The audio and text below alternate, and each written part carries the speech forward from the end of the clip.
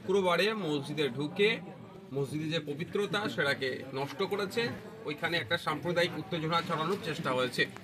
Recently দেখলাম যে দুদিন আগে পশ্চিমবাংলার ঠিক বারুইপুর নামক স্থানে সেখানে মুসলিম সমাজের যে ধর্মীয় স্থান মসজিদ, তো সেই মসজিদে কন্টিনিউ কিন্তু প্রতিনিয়ত নামাজ হতো। তো সেই মসজিদের ভিতরে একজন ব্যক্তি যিনি নেশাগ্রস্ত অবস্থায় সেই মসজিদের ভিতরে গিয়ে প্রস্রাব করল।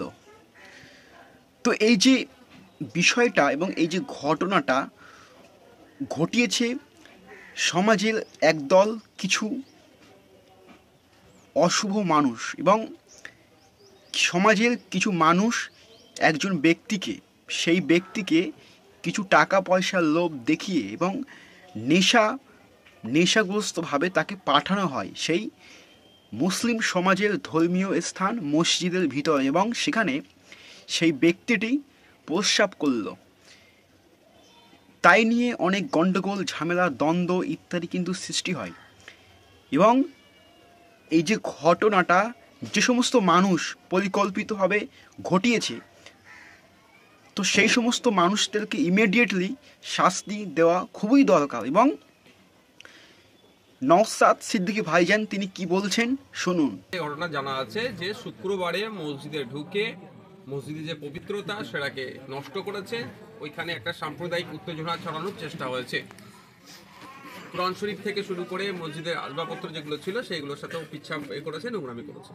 ব্যাপারটা হচ্ছে দেখুন, যত ভোট আগিয়ে আসবে 2026-এ বিধানসভা নির্বাচন, দেখবেন এই ধরনের ঘটনা ঘটাবে ইচ্ছাকৃতভাবে। এটা অনিচ্ছাকৃতভাবে, এগুলো ইচ্ছাকৃতভাবে, যাতে সাম্প্রদায়িক সম্প্রীতি বিঘ্ন ঘটে, হিন্দু মুসলমান হয়ে যায়, ফলে তৃণমূল কংগ্রেস দুটো দলেরই লাভ হয়।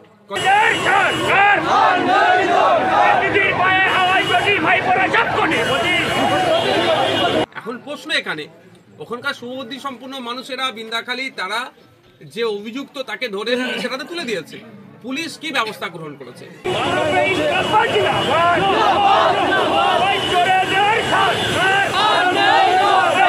কিন্তু এই ঘটনা এটা একটা সেন্সিটিভ, এই ঘটনাতে প্রেস কনফারেন্স করে সাধারণ মানুষকে আশ্বস্ত করা দরকার।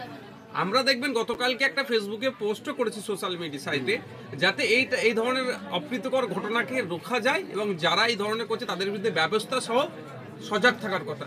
এই কথাই তো পুলিশ করতে পারে, পুলিশকে তাদের বিরুদ্ধে কোনো আইনত ব্যবস্থা গ্রহণ করেছে সেটা দেখার বিষয়। আমি ওই মসজিদ কমিটির সাথে যোগাযোগ করছি, তাদেরকেও জানতে চাইছি যে কি আপডেট আছে তাদের কাছে, সেটা জানবো। যদি প্রশাসন এটাকে এড়িয়ে যাওয়ার চেষ্টা করে, এই প্রশাসন এটাকে যদি এই গতানুগতিক এই ধরনের ছোট্ট ঘটনা বলে এটাকে এড়িয়ে যাওয়ার চেষ্টা করে, তাহলে প্রশাসনের বিরুদ্ধেও আমরা আইনত ব্যবস্থায় যাব।